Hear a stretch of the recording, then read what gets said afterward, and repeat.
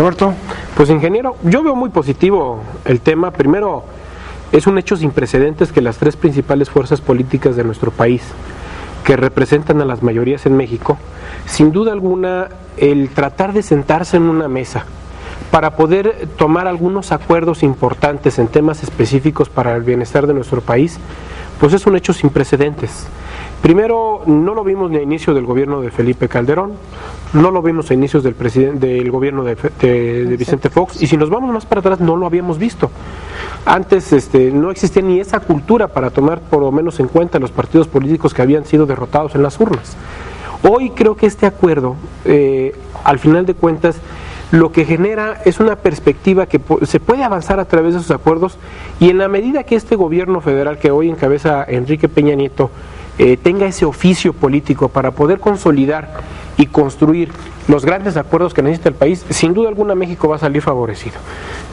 Creo que en al momento de salir Felipe Calderón, lo que él deseaba para el nuevo gobierno, pues es que le fuera bien, para que le fuera bien a México, y pues todos lo deseamos igual. Y para que le fuera bien a él también, ¿eh? Y para que le fuera también. Bien. Sí, para que se recordara la mejor manera de salir como gobernante es, creo que al final de cuentas, asumir una posición muy positiva en torno a lo que viene por delante, porque al final de cuentas las bases ya están construidas supuestamente de un gobierno que deja para que otro que inicia pueda poder construir esos acuerdos. Pero bueno, es muy loable, es muy reconocible, es muy aplausible, porque nunca se había dado un parámetro de estos, el de que las principales fuerzas políticas de nuestro país se sentaran para tomar grandes acuerdos por México. La jornada sacó una encuesta muy interesante que dice que el 34.5% de jóvenes piensa que la economía está peor que hace un año. Dice, pobreza, desempleo e inseguridad entre los problemas más graves del país para este sector de la población. Esto es la encuesta nacional de valores en juventud 2012, que la hizo la CEP. 34.5% de los jóvenes mexicanos, la situación económica del país está peor que la de hace un año, y para 57% el problema más grave del país es la pobreza, para 47.4% el desempleo y para 41.5% la inseguridad. El 50.2% considera que el principal obstáculo es la mala economía, y 25.5% opina que es el narcotráfico. ¿Tú qué opinas? Porque hemos hablado en esta mesa que la economía no está decayendo, al contrario, creo que se ha mantenido muy bien. ¿Tú qué opinas?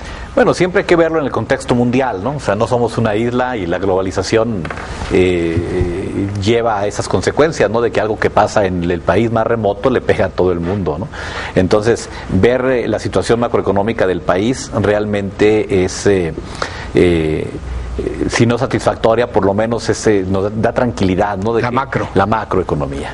Ahora, la terca economía micro, la de todos los días, pues sigue diciendo, ¿no? Que efectivamente algo está pasando, 52 millones de pobres, con 13, 14 millones de gente en condiciones de extrema pobreza, pues sigue siendo un lastre para cualquier país que aspira a ser democrático, ¿no? Y que aspira a ser un país moderno, y que, siendo el primer país que puso en su constitución los derechos sociales y los derechos básicos, ¿no? En la Constitución, pues 100 años después seguimos atrapados en un ciclo de pobreza. Son perversiones del mercado, del mismo sistema que es dominante, en donde pues los estados poco tienen que ver. Cuando dice Gerardo, ¿verdad?, que Calderón deja muy alto el precio del huevo y del trigo y del arroz, pues no es Calderón, ¿verdad? Es un mercado que hoy por hoy rebasa la voluntad de los gobiernos, y pueden hacer algunas estrategias paliativas, pero el Estado, no creo que por lo menos en esas 3 décadas dominantes, ¿verdad?, del modelo liberal, se metan otra vez a controlar precios y se metan otra vez artificialmente a buscar. Yo en lo personal pensaría que sería nefasto, Yo creo que más bien tienen que ir controlar a la parte, los precios sería no controlar los precios, pero sí tienen cuando hay especulación como la que hubo desatada de un 200%, yo creo que sí deben importar para equilibrar precios, por lo menos. Bueno, fue lo que hicieron en beneficio, pero no bajó el precio nunca. No, pero a ver, en beneficio de las clases más necesitadas del país.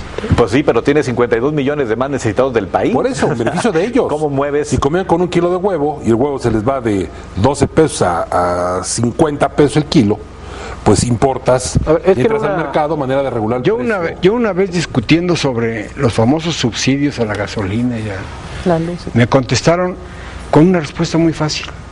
A ver, escoge. O se quitan los subsidios y se da a salud, a educación, o de otro problema no va a haber ni buena educación ni buena salud. Y la verdad es que ahí lo dejo a ustedes para la discusión. Porque es un tema difícil. A ver, creo que el tema de la tesis de que la rectoría del Estado sobre la economía, pues es difícil hablarlo ya cuando se tiene una economía tan globalizada como nuestros tiempos actuales, y que lógicamente están los vaivenes financieros de los países, del propio comercio y todo esto. Digo, cuando vemos un conflicto en Estados Unidos y que en su momento el secretario de Hacienda y Crédito Público, que era Agustín Carstens, hoy presidente del Banco de México, gobernador del Banco de México, pues bueno, hablaba de que era un catarrito lo que le iba a pasar a México. Pues no era un catarrito, lo reconoce el propio presidente Felipe Calderón en su promocional, ¿no? O sea, fue una crisis brutal a nivel mundial, y que lógicamente México no fue simplemente espectador, sino lo vivió en carne propia, y que al final de cuentas atrajo los reflectores por el manejo de su economía. Creo que no salimos tan mal librados al lado de otros países. Ahí está España, ahí está Estados Unidos, que trae un grave conflicto de empleo, y cuando hablas de una potencia mundial como Estados Unidos y tener los conflictos que tuvo, por ejemplo, por el problema de los créditos hipotecarios, que eran insaldables, y por el tema del empleo que trae arrastrando Estados Unidos, bueno, pues en México no nos ha ido tan mal como pudiéramos haberlo manejado. Lo que sí, el tema de la inflación, para el tema del Fobaproa es un tema que tenemos que entender lo que ya tiene sus ayeres, pero que también nos van a servir como ejemplos para que al final de cuentas no volvamos a cometer esos errores. Digo, gobierno que no tiene memoria o país que no tiene memoria, claro, está condenado a nuevamente repetir esos mismos fracasos. Entonces creo que al final de cuentas el recetario que ha venido trayendo México en los últimos años ha sido el más productivo y beneficioso para que México no salga tan perjudicado de la ola que al final de cuentas estamos inmersos, que es el tema de la globalización. Pues yo espero, mi estimado Luis, que haya un otro manejo de la economía más dinámico y diferente, porque solamente México no subsidia. Estados Unidos subsidia a los productores de granos y a los productores en la industria. China, todos los países del mundo subsidian luz, energía. México no, México se abre al mundo y no subsidia, y a lo que dé. Y la verdad la pagan siempre los más amolados en el país. Y ojalá que la economía tenga que no sea tan neoliberal, tan abierta, tan escandalosamente abierta, y que ojalá el mercado también tenga regulaciones de tal forma pues que no pase esto, porque ya nos avisaron que el precio internacional de los granos se va a ir por las nubes, y más ya está, el próximo año va a ser terrible, y bueno, pues tenemos unas grandes reservas económicas en el país, grandes reservas, el campo es totalmente abandonado, no hay producción, hay que importar todos los granos del país a precios internacionales, y eso no es cualquier cosa. Pero sí, eso que no traía la espada desenvainada. Pero tenemos las reservas más altas de la historia, ¿verdad? Y subejercicios en el gasto del campo y otros gastos de la administración pública. Entonces, ojalá de verdad que el manejo de la economía, con toda la responsabilidad que implica, permita que el país avance rápido.